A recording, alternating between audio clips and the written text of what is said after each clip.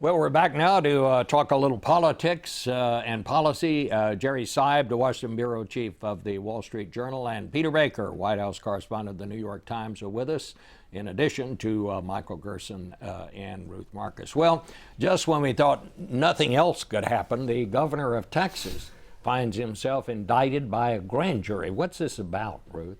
Well, it's about a very complicated scenario involving a local prosecutor looking at his effort to oust, actually a special prosecutor looking at his effort to oust a local prosecutor that was investigating his use of a cancer research facility and institute that might have been giving special contracts to supporters of his.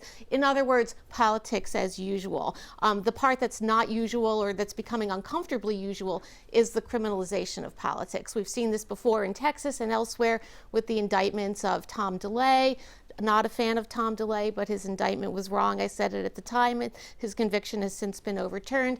The indictment of Senator Kay Bailey Hutchison, which was rejected, and now the indictment of Rick Perry.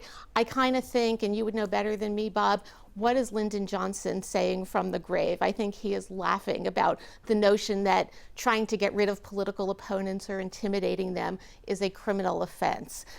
Jerry, where do you think this goes? Do you think it goes beyond just being a political payback, or? Well, I think it's complicated because I suspect, first of all, I doubt it hurts Rick Perry a lot within the Republican Party to be in trouble for having gone after what the Republicans see as a Democratic prosecutor who is trying to put Republicans in jail. I don't think that's a problem within the Republican Party, and if Rick Perry wants to run for president, I don't think that's his problem.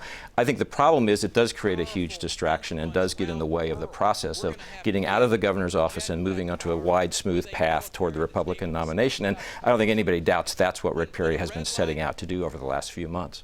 Peter, what's your take? Well, I think what Ruth and Jerry says, right. I mean, it is interesting because it does feel like a political dispute, right? A political dispute between actors in a political system, and that usually there are ways of the political system to respond to this, right? Like we call them elections. Well, elections, impeachment, hearings, overturning a veto, what have you.